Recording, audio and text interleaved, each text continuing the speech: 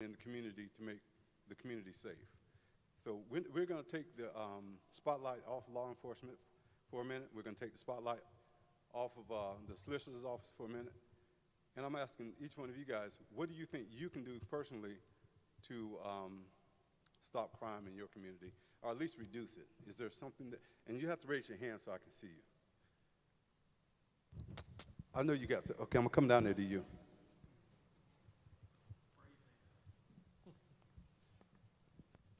So actually we're streaming this live on the internet, so if you give me your name and what you think that you as a person can do, a citizen can do. My name is Dean Slade, a longtime resident of the Eau Claire community, and I was at a luncheon today trying to raise funds for a clubhouse for people with serious and persistent mental illness. And there were people from, well, Sheriff Lott was there, the folks from the Casey Police Department, Chief Boone was there for Lexington Sheriff's Department. And one of the things that we've identified is that a number of people that are committing crimes and being jailed are people with significant mental health issues. And so, yeah, we had a situation, I don't know, maybe a month ago in Sumter, where a lady was having a mental health crisis and ended up dying in Sumter jail, not because she committed a crime, but because that was the only place where she could be housed.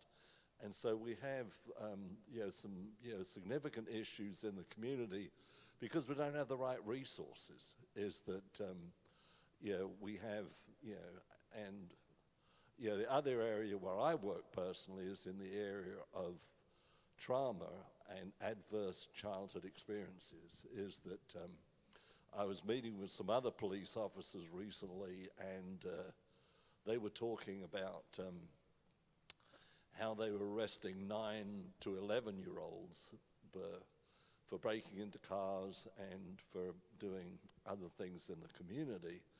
And it made me think that it takes 9 years to turn a victim into a perpetrator. Is that we have a family crisis. We have people that are struggling as adults, and their struggle is being passed on to their children, is being manifested in our society. And that we have let me stop you there, though. Yes, sir. So my question to you is, what can you as a person do? Because we know what law enforcement's doing. We know the crime that's in the streets. But what can you as a citizen do? I mean, what part can you play in stopping some of the crime in your community? Is be more persistent in trying to provide family resources. I sit on the board of Eau Claire Cooperative Health Centers. We serve 60,000 low-income people in the Midlands of South Carolina. Is being open and available. And I've spent. I'm retired. I'm 74. I would rather not be doing this, but my heart is in my community, and I'm committed to seeing some of these things changed. Right. Are you still with the Rotary, right? Yeah, a little bit. Yeah.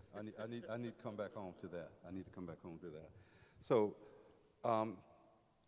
sir, St. John Baptist Church, representing St. John, tell me what you can do as a citizen to help reduce crime in the community. You got 30 seconds, because I know how the Baptists go. No, as short and brief as possible, but seriously. Well, one of the things, personally, number one, be aware of what's going on in the community. Mm-hmm. Number two, get out and vote. That's a big one in my book. Absolutely. And, the third thing is, since I am a minister and I'm a part of a congregation, provide people with some sort of mentorship, whether they be adult or child. Mm-hmm. And let them know that there's someone who cares about them, someone who wants to see them succeed, Right. and someone who will provide them with some sort of assistance, whatever it may be. Right. So Right. that's my answer. Okay. Great. Great. Great. All right. Now, you know, we had this thing last week. We're going to keep it short, right? All right. Here we go. Well, there's a couple of things. What I would do Couple is two. make sure, that's right, two things, is support brothers like you who are doing work in the community. So supporting community organizations like yours, making sure I do what I can to take the time to attend the meetings and volunteer my time if Right. needed, or donate money to organizations, making sure we support organizations like yours. The other thing is, like this gentleman said, is vote, hold our elected officials accountable. Right now, they got no fear of us. Right. And so they don't feel like they need to do anything. And we got too many people that ain't doing anything about this crime. And we've been upwards in the crime stats for far too long, and they're not doing anything. So we got to hold them accountable. And the only way to do that is vote. Get them out of office. You know what? I agree with you 100% there. Ma'am, would you like to say something? Sure. Okay. State your name. Crystal Walton. Okay. Well, I think the first thing is awareness, because I was not aware. This is my first time coming to a meeting like this. I wasn't aware that an organization like this exists. So I think community awareness, and that's why, of course, you're having this, is one of the biggest parts to play, just being aware of what's going on in the community, like the pastor said here. And then also, too, just not turning a blind eye. Right. If we see things happening in the community, actually calling it out, actually reporting. A lot of times I think people don't report out of fear. Right, Of right. retaliation, or against them or their families or their homes. But I think those are ways, that could help. Great, great, great. Sir, you know I'm going to call you. I mean, come on. Be serious. Come on up here. Come on up here. Now, we're not going to talk about that part, right? We're just going to talk about what can you do. Yeah, some solutions. Absolutely. My name is Campbell Garvin. I'm a member of the South Carolina House of Representatives, one of those elected officials that you were talking about. And I think from my vantage point, I certainly believe that we as elected officials have a responsibility to ensure that there are resources placed within the community that give our young people who are committing a lot of this crime, give them things to do, whether that be late night basketball, whether that be community centers that are open, not just during traditional hours. So I think really working with our community partners from the Sheriff's Department, from our community neighborhood presidents, and so forth, to ensure that our folks, our kids have something to do. And that comes from money, as well as also a key part. That's how we can play a part as well. Thank you. Okay. Thank you, sir. And you kept it short, too. You must be Catholic.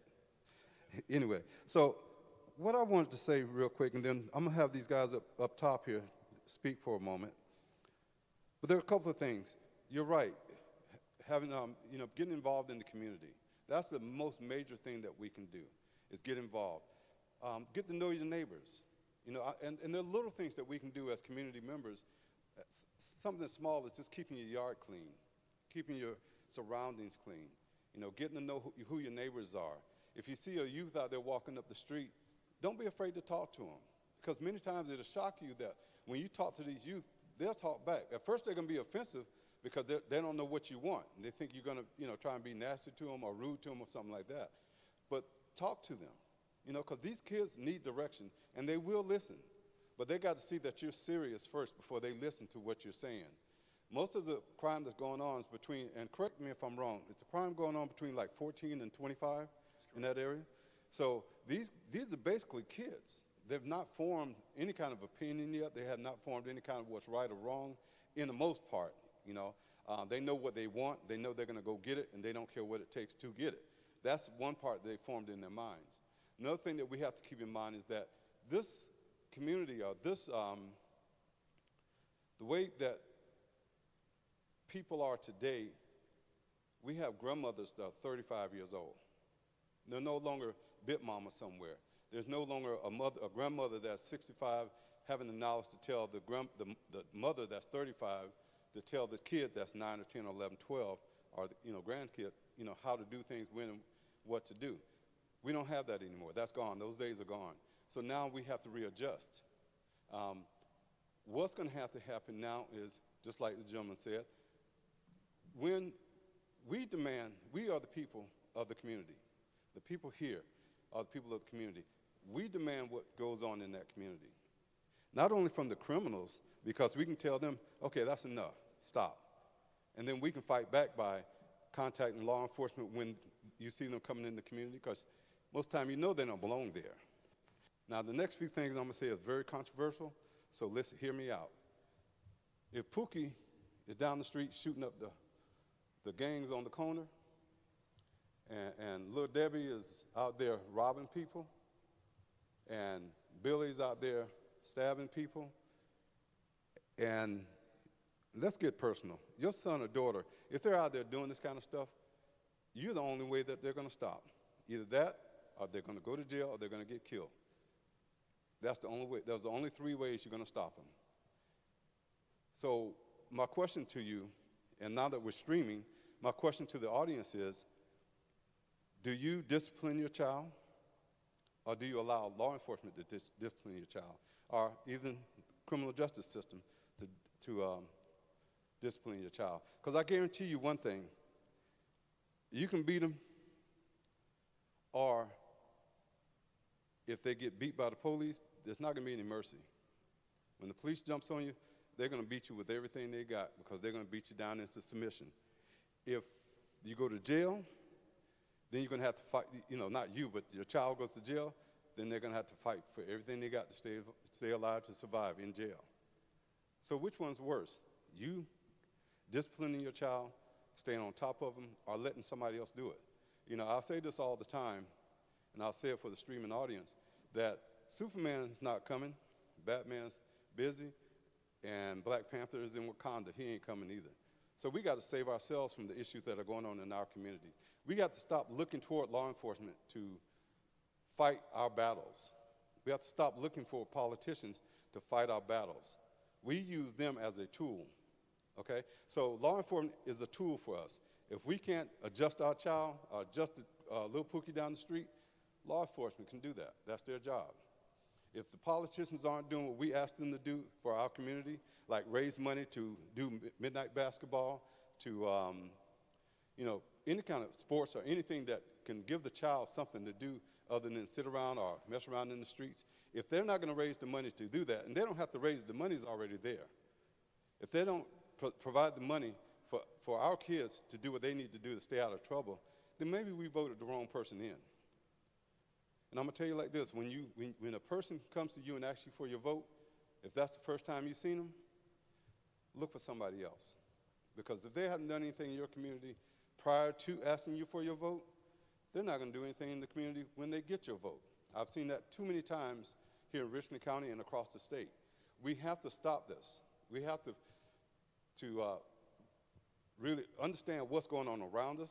Like the pastor said, we got to be aware of our surroundings. Not only our surroundings around our home, but our surroundings when it comes to politics. We need to be aware of what's going on there. Because too many times these guys are making deals, and guess who gets the short end of the stick? We do, as a community. We get the short end of the stick. Law enforcement is getting the money that they need to do what they need to do, but guess what they're not getting? More than not, they're not getting us as a community step up to the plate. Yes, sir. If you don't mind, Brother Trent, because there's something you say in your letter, profound, hopeless, Turn it on. Sorry, Brother Tresvant, for interrupting. I agree with everything you're saying. I just want to add something because it's something I see all around Columbia, in Richland County. And you say it in your letter here, the profound hopelessness and despair. There's a whole lot of apathy in our county. And I find it almost difficult, if not impossible, to get people to care enough to come to, there's nobody here. And we have an epidemic in our community, and people should be here. And you invited, at your last meeting, everyone from the county council, everybody from the city council, not one of them showed. We have an apathy epidemic as well, and I don't know what you do to fight that in our communities. If our leadership, if our next door neighbors, if, you know, I mean, I don't know how you fight that. And I was curious to know, in your experience in LA, how did y'all combat that? I mean, how did y'all turn that around? Because I mean, I just see it everywhere. Yeah. People just stop caring, and people feel like nothing's going to change, no matter what you do. You know what? And that happens. I talked to the pastor about that earlier. We had that conversation. Yes, sir. So we had that conversation about why nobody shows up to meetings anymore, why, you know, all this kind of stuff. Because, and this is just me, what I'm thinking. Too many times they come to these meetings and people promise them the world. But as soon as they walk out the door, nothing happens. So in this meeting, that's why in this meeting it's so important that I'm not promising you anything. Only thing I'm asking you to do is get involved. You know, I'm asking the streaming audience, you guys, basically everybody in here for the most part has already signed up, but we want to get more people to be members of Project Unity so that we can go out into communities and we can, you know, act, you know, provide action and not just, you know, trying to react to things. We want to go ahead and start acting. You know, we want to start talking to our council people saying, hey, look, we need a midnight basketball here. Can you fund it?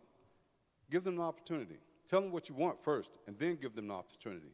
If they do it, great. Now we got a plus. If they don't do it, guess what? Election time is coming up soon. Let's get some folks in there that will fund these type of events for our kids and everything. Because if we don't do anything about our kids, we just keep letting them run rampant. You see where it's going now, and it's going to continue to go. The things that LA did, because I wasn't there when they cleaned up Compton, I wasn't there, but I stay in touch with a lot of law enforcement there and found out what they did was, and I think Richland County did something similar to it in that they got in touch with the gangs. And Captain Goggin, he's going to speak to that a little bit because he is the captain of the gang task force for Richland County. But they got in touch with the gangs and had the gangs develop a truce, a real truce between each other. And they got in touch with the churches, and the churches got involved. That's another issue that I want to really touch on, and that's churches aren't doing what I think they should do when it comes to crime in the community. I think that many churches close their doors, and as long as they're within those four walls, we good to go, you know. And that's an issue. You know, we have churches like this church has stood up to allow me to be here. That is something that all the churches should do. Back in the 60s, the late 50s, the 60s, if it wasn't for the church, the civil rights movement really wouldn't have went on because that was the meeting place. And if they didn't have that place, there would be no meetings, so to speak, because there wouldn't be anywhere else to go. So the church is important. They have their part to do as well. Yes, sir.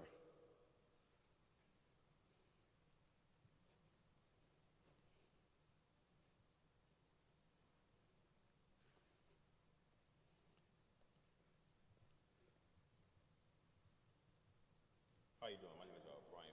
I live in Blythewood, Jersey. The key word to it is value. Put your mic up. Keyword is value. Value. Because sometimes the kids don't feel like they value. So see, this is the example. So I used to deal with youth in New Jersey, and always was value because their father wasn't there or someone wasn't there. We're not there. So even in the game, they want value. So they look to someone who's suffering the same thing they're suffering. It's all about value. Well, how can I get them to see themselves and value themselves? When they start valuing themselves, then you teach them how to value their neighborhood and their property. So go out and clean up the yard, or clean up like up there and make it lot. We had to go and clean up the lot. Certain things, or the park. Certain things teach value. You have to start with them. You have to show them that you value them. Once you know that you value them, then you go out and show them how to value the community and teach them economics. what they're suffering, what they're looking for, and that's what you told them in a different manner. You don't have to go to violence to find what you're looking for. But if you show them the proper way, they will follow. If you stay with them, if you mentor them, if you stay with them, you talk to them, they will stay with you. And you got an absolutely great point. One, they got to see if you're in it for the long haul, right? They don't want somebody to come in for a second and say, hey, how you doing, man? You okay? Let's go out and play basketball. And then the next day you're absent. They got that already, right? So, I want to pose a question to Captain Goggin first. And Captain Goggin is the captain of the gang task force for Richland County Sheriff's Department. Captain, tell me, what do you see, how do you feel about the community when it comes to, let's say, a shooting that goes on? How do you feel about what's happening with the community? Do you feel like they're up 100% to help you, or what are they expecting? Well, first of all, thank you for the invitation to be at another meeting similar to one that we had a couple of weeks ago to discuss this very important topic on behalf of the Sheriff Lott and Richland County Sheriff's Department, and want to thank all the citizens that took time out of their busy schedules to be here as well. It's a very important topic, and getting community law enforcement partnerships is extremely important. And the short answer to your question is that the citizens used to actually come willingly and provide information whenever a serious incident occurred in their neighborhood, but we very rarely get that anymore. And it's for various reasons. Some of the reasons have already been mentioned this evening. I believe one young lady mentioned the fact that they're just scared, of retaliatory type situations. We actually discussed this a little bit before, me and the assistant solicitor, prior to this meeting. You actually have suspects that are paying victims or witnesses not to show up for court outside of the periphery of the actual crime. So that is occurring regularly. Paperwork, unfortunately, that shouldn't be in the hands of suspects is getting in the hands of suspects with the witnesses' information on it. So you have a lot of that that's going on in the background, and people are just afraid, But I tell people all the time that there are ways of involving yourself in these things, but not involving yourself. I mean, my task force operates on source information that never reaches the prosecution stand, but we're able to use that in order to effect an arrest and build a strong case. So it's different ways that you can go about dealing with those situations, but the short answer is that I've never seen it this bad before. And I think because of a number of those reasons that I've stated, and just simply the fact that people are just afraid. So I believe that's the answer to that question on my end. Okay. So you said something, I wanted to make a comment about it, because during my law enforcement days, this is something I've always said, that you got a lot of gangs out there, the Crips, the Bloods, and stuff like that, but guess who's the biggest gang out there right now? Well, if I was in LA, I'd say the Los Angeles Police Department. But Richland County and the city of Columbia are the biggest gangs out there. They tote guns, and they tote them legally. They can effect arrest. They can stop a lot of the stuff going on, because the gangs are not going to come up against law enforcement. I mean, that will rarely, if ever, happen. So, when we talk about, or when gangs talk about, well, snitches get stitches and things of that sort, they're trying to scare you, and basically they are. But the thing about it is, what you fail to understand is that gangs take the path of least resistance. They're just like water. So if they go into a community and they're able to effect anything they want to do, or do anything they want to do, commit any kind of crime they want to do, and the community stands down and doesn't say anything because they're scared, guess what they're going to do? They're going to continue doing what they're doing. But the moment that that community stands up and says, hey, enough's enough, and the community as a whole comes together and starts speaking out, and it doesn't really have to be a community as a whole, but it can be a community of 4 or 5 people in the community that stands up and say, look, I'm going to call the police. I mean, let's be frank. You don't see these guys going in a white community, affluent white community, doing the things that they do in our communities right now. You don't see that. Why? Because they go out there, police are going to be called, they're going to come out there, they're going to investigate, and they're going to take them to jail. The last thing they want to do is be put in timeout, so to speak. You know, they don't want to go to jail. So we have to stop bowing down to fear, because fear leads us to despair. There's no goodness that comes out of fear. Now, your partner, well, I guess he's what's your name again, man? You know, I'm bad with names. I'm sorry. My name is Investigator Duke. Okay, Investigator Dukes. So I was joking with them a few minutes ago that Captain Goggins is in administration, so he sees all the stuff from way up here. But the work gets done on the street. So Dukes, tell me what you find on the street right now. Tell me how the citizens reacting to you when you come and question them about different crimes. So here lately, Yes, sir. okay. Here lately, the community has been helping us out a lot. Our encounters that I've had, at least, they've been very forthcoming with information, stuff like that. Thank you. They've been very forthcoming and stuff like that. I can tell you one thing Captain Goggins always promotes with us, that we get out there and we communicate with our community, and we actually on the ground and walking around and getting to know those guys. So they've been forthcoming. I know of at least 2 where a lot of our tips came from actually like Crime Stoppers and stuff like that. Mm-hmm. So they've helped out a lot. So second question, and I'm gonna get back. Go ahead. One of the things that we stress with the task force is like he said, building relationships. We have to build trust. That's the only way that we're able to get citizens to come and talk with us, benefit the community. So being that you're out there and you're talking to the citizens and they're talking about giving you the information that you need, how does that help with getting the criminals off the street? It helps a lot, because here lately now, especially with our juvenile game, we're seeing them leaning a lot onto social media. Mm-hmm. So everybody now wants to be a rapper. Everybody wants to be a producer, some form of action that way. So the community has been helping us out a lot by, hey, pay attention to such Instagram. He's been posting this lately. Or I know, I'm not going to go into details, but for one particular incident, we had this lady reach out to us, say, hey, they're shooting a music video in the lot next door to my house. And right now, at the moment, patrol, they're like, oh, that's nothing. But later on down the line, we get an investigation tip where there was an incident that happened. Because and the of guys that. that was recording was actually picked up that shooting that happened in her area. Right. So that's one thing I see a lot. I lean on social media a lot.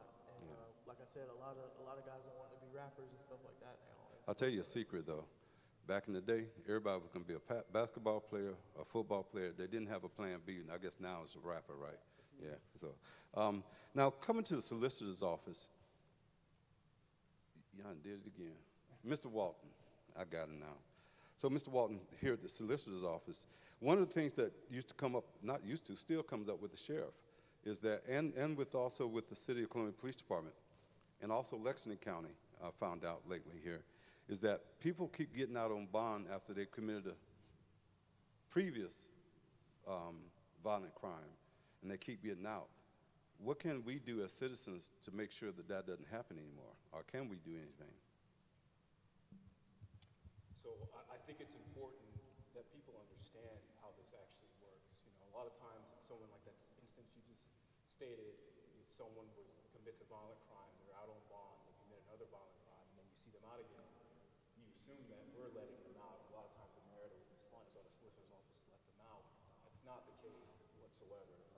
And oftentimes, I will almost say 100% of the time, in that instance, me or someone in our office is trying to revoke that bond. We do contact law enforcement, and we do try our best. But just like each and every one of us are individuals, the judges are all individuals, and the judges make their own determinations each and every time. We cannot control that. But to answer your question more directly, when you asked, what can you do as citizens, if, say, for example, that violent crime happened again, it may not directly relate to you, but you know who did it. In some way, it's in your neighborhood. You go to court and you can speak or show support, because the example you gave about certain types of neighborhoods where things happen, that happened. I watched it. Leon Lott was there. An entire subdivision came because a shooting happened in a particular neighborhood. And it was just powerful. Everyone didn't have to speak. Right. Just showing support. Right, right. That we're not going to stand for this. And at this point, I watched the go through today. It's like several times these violent cases. There's no victim. Right. No one's there. We call, we try. We just don't want to. So if so it's multifaceted. We're trying, but judges make their own decisions. Each case is different. So that's another thing. It's important to also understand is that when you see an arrest in a headline, you see the charge, but you got to look at the individual facts, and that's what judges do. They have defense attorneys, and they do their jobs and break it down to each and every fact. So you see two violent charges, but it may be two violent charges that don't have that strong of evidence. We can fight for it, but that doesn't mean that we're going to have someone remain in jail. So my question to you again is, what can we as a community do in that instance? Let's say, and I think you've answered it in that we need to show up to court or basically show up to court. And like I said, we don't really have to speak out, right? And see, that's one thing that we as Project Unity are trying to build now is a group of people that would come to court with us just to support the people that are going to court to testify. If they see a bunch of people behind them supporting them, they're going to be more apt to testify because now you got support behind you. I can't tell you how many times I've been asked to speak out for communities about things that are going on in the community, to county council, to city council. Now, the whole community has asked me to go and speak out for them. I get there to the council meeting, and I stand up to speak, and I look around, there's nobody there. But yeah, I'm supposed to be speaking for them and representing them. There's no worse feeling than that, because then people look at you like you're a fool. So we as Project Unity are looking for people to join us, and you can go on our website at PUUSA or projectunityusa.org and just join.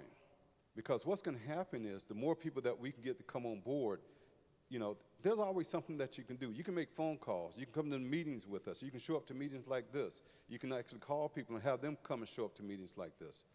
But it's going to take a group of people that are hardcore, ready to fight for their community. And when I say fight, I don't mean physically get out and fight, but I do mean stand up and be visible and letting people know. Captain. Well, I would like to second what the solicitor is saying here. I believe some of the biggest success that we've had with the task force when it comes down to prosecution is when we ignite the community. And actually, I've attended several community meetings and said, hey, we've had a gang war in your community for the last several months. We need people to show up in court to support prosecuting these guys. And you would have a strong leader that would get several people together and they would show up in court. And like you said, the judges listened to that. And, those are some of the probably the most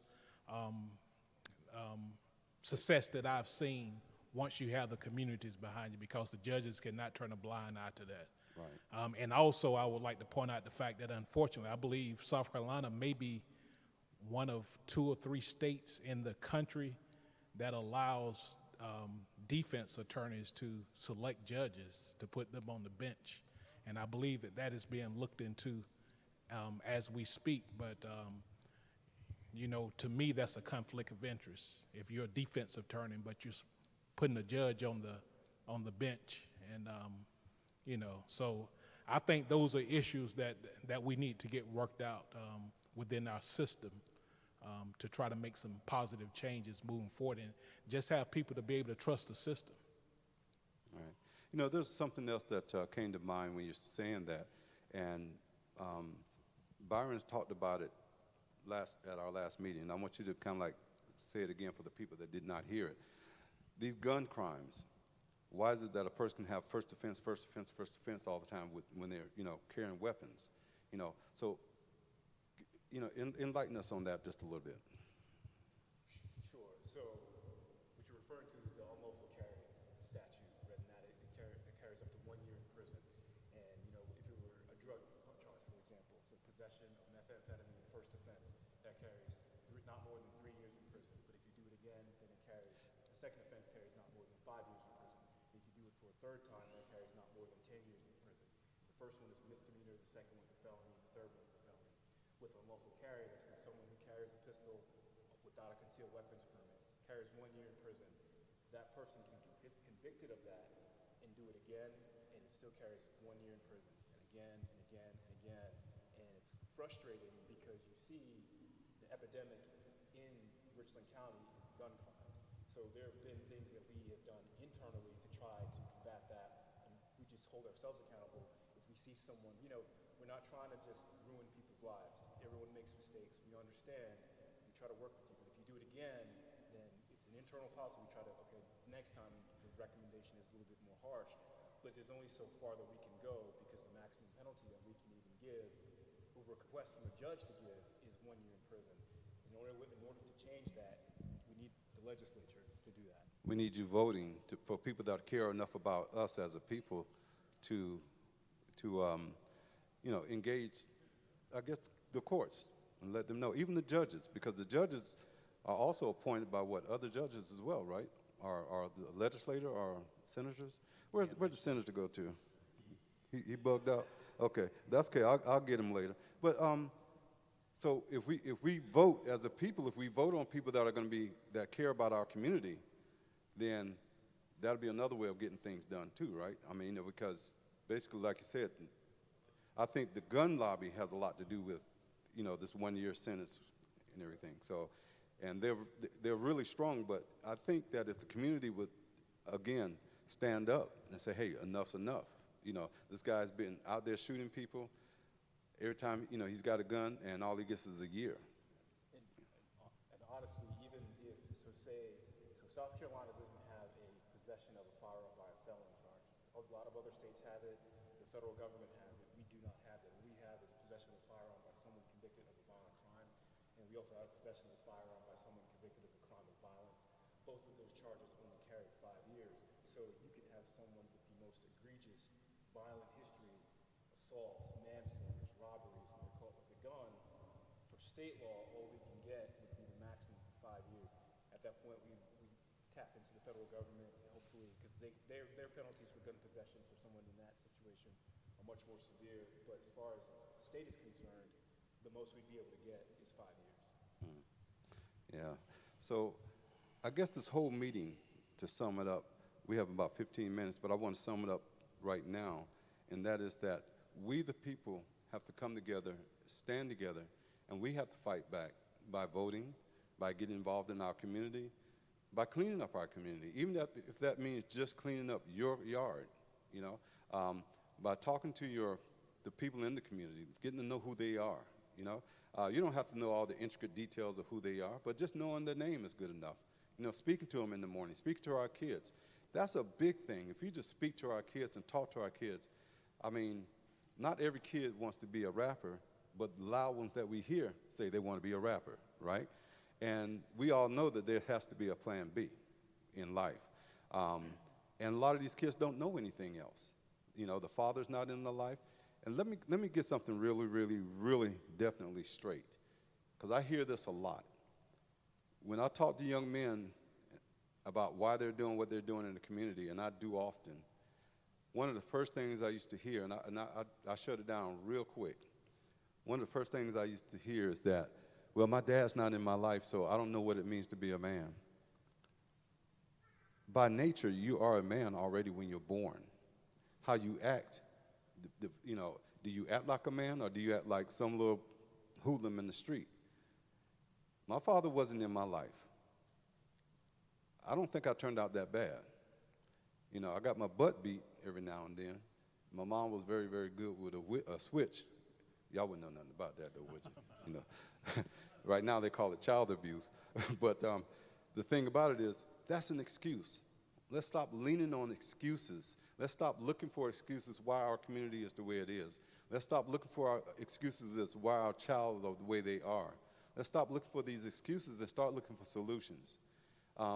This meeting is about solutions. Everybody that can listen to me right now, I want you to think about what can you do to stop crime in your community? What can you do? What little part can you do?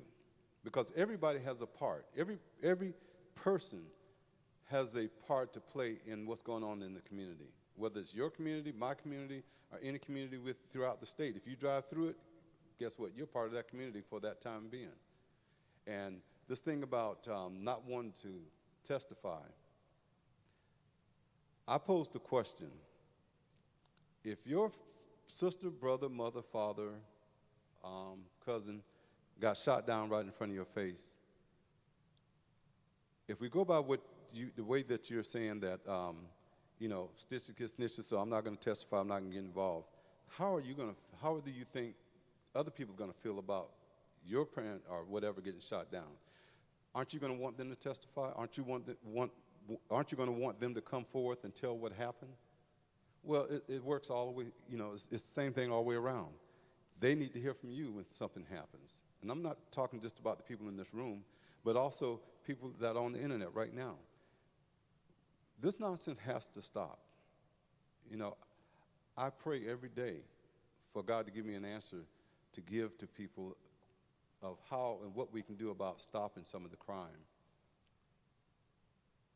And the answer always is the same. The power is in the hand of the people, in the hands of the people. And we have to stand up and understand that. I want the people to understand that you got to understand that you have the power to change things. You can change them with your vote. You can change them just by the way you act. You can change them by being loving and caring to other people. That's the way you change the world, not by ignoring things. There's an old African word called NIMBY, and it stands for not in my backyard. So if it's not happening in my backyard, I don't care what's going on out there until that one moment that it comes in your backyard and through your back door. Then you're going to want everybody to get involved. So why wait? Let's get involved and let's work with each other. Let's work with law enforcement. Let's work with the solicitor's office. Let's work with our politicians and make this thing work. Because if we continue to wait, we're going to continue to get what we've been getting. Change is not something that's just given, it's taken. You have to take and make change happen. It just doesn't, you don't lay back and things just change. They do change, they change for the worst.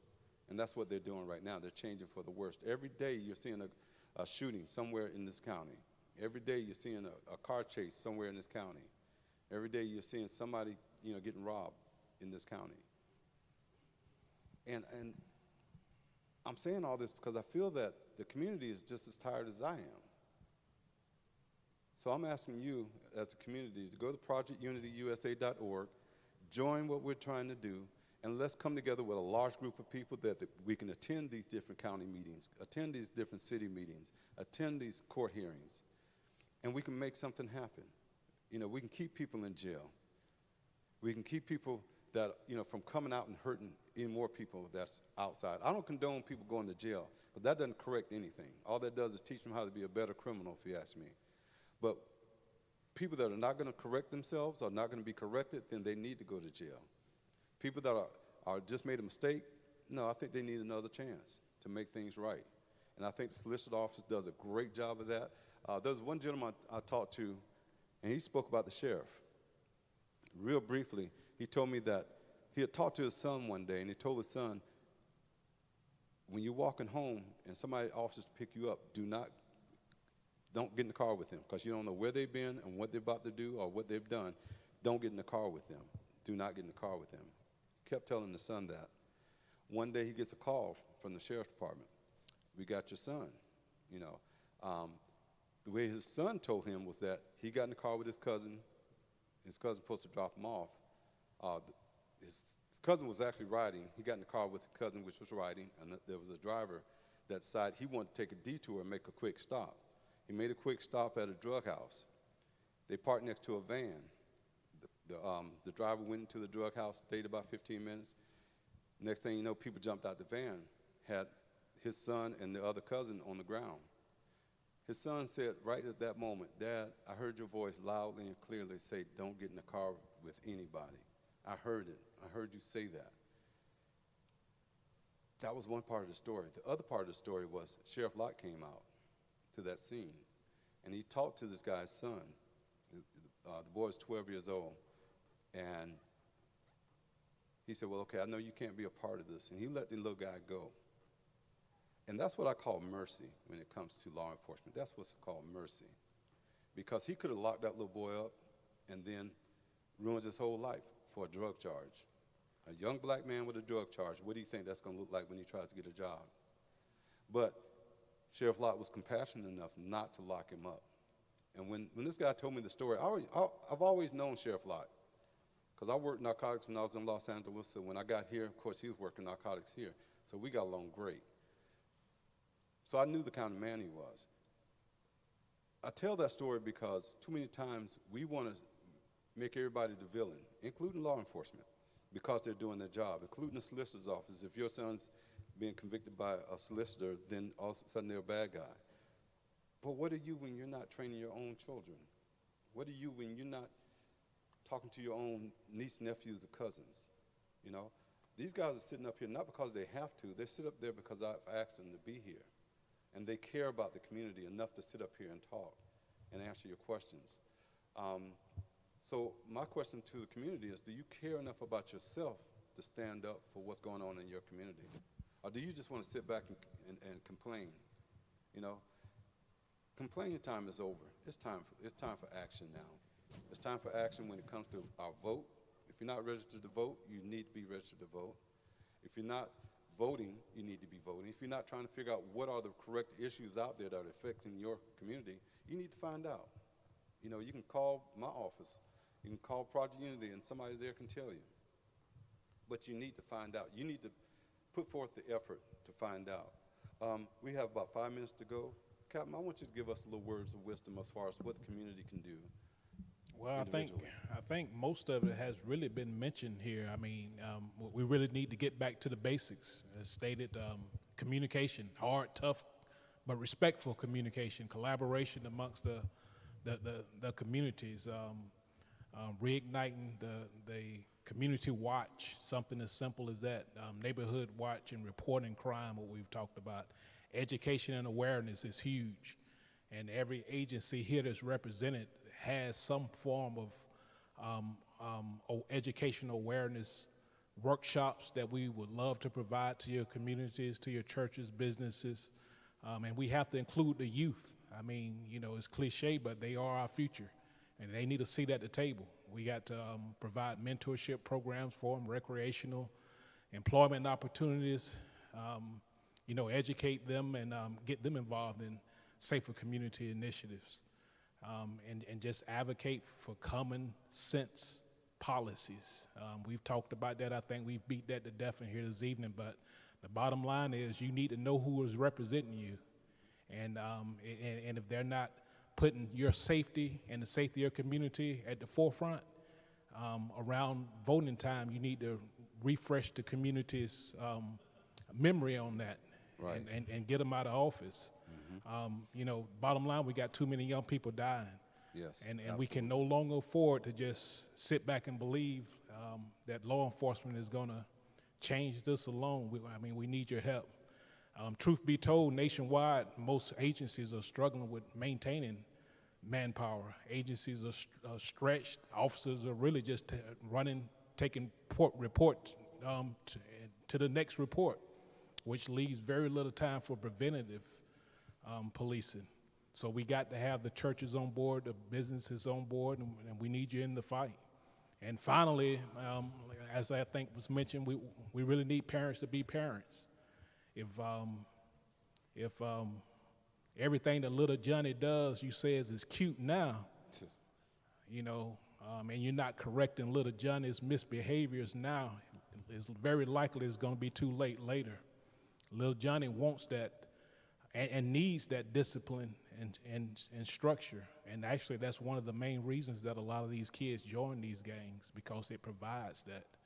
So, and stop telling little Johnny he's bad, because if you tell a kid he's bad, when he grow up, he's going to believe that, and he's going to act on that. So, and you know, just get involved with your kid's life and listen to them. Know who your kids' friends are, and don't just allow them to hang out. But exactly. But seriously, I mean, we're losing generations, especially in the black and brown communities, and it feels like we have become desensitized to it.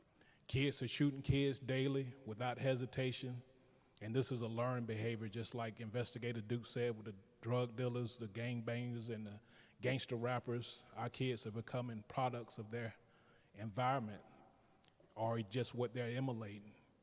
So we got to work together to turn this around, and the time is now. It's right now. Okay. Thank you. So, any last words, sir? Just to piggyback off the captain, it's important that the community supports law enforcement, but I think it's important for you guys to also understand is when those cases are made, you need to continue cooperation and support. Because what happens is so few and far between that people will cooperate in the first place with law enforcement. But what I've noticed is when people do initially cooperate, by the time the criminal justice system is slow, it doesn't matter where you go, it takes time. So if someone is cooperative, forthcoming with information, by the time it comes to the file, these people have already we try our best.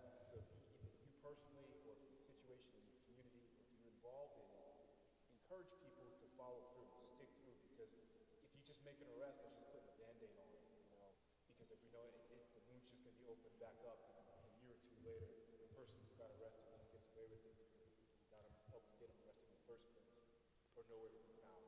So that's just piggybacking off that. You need the support, but the continued support, encourage the people around you and yourself to follow all the way through to the conclusion.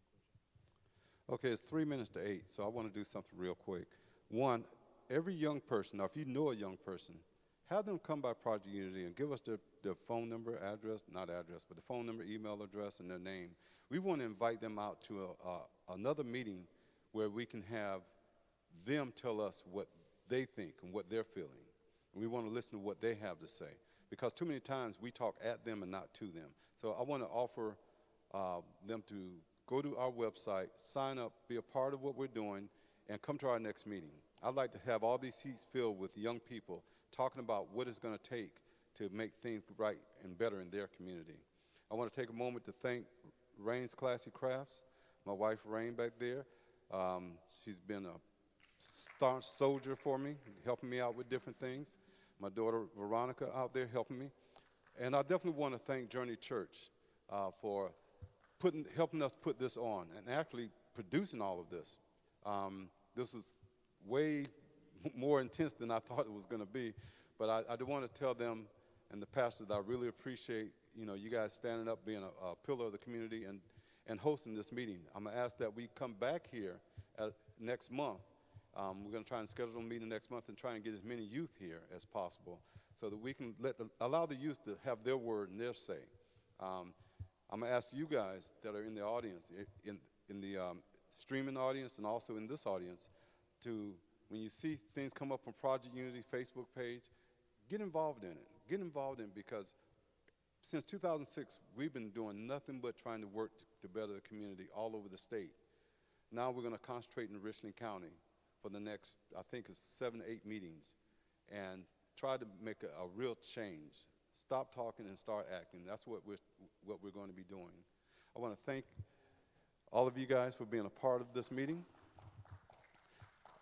I want to thank each one of you guys in the audience, because it's so important that you are here. No matter how few there are, God has spoken and said, where there's one or more gathered together in his name, there he will be. I believe he was here tonight in each one of our hearts, and certainly in your hearts, because you're here. You care enough to be here. This is a little bit of a drive I know you, because you come from Lower Richland, right? Yep, so it's a little bit of drive, and I think that's where one of our other meetings are going to be in about 2 months in Lower Richland. So I'm gonna need you to, post out. All right. So again, I want to thank everybody. Thank you, Journey Church. Thank you so much, and we appreciate everybody's coming and everybody being here. Thank you guys so much.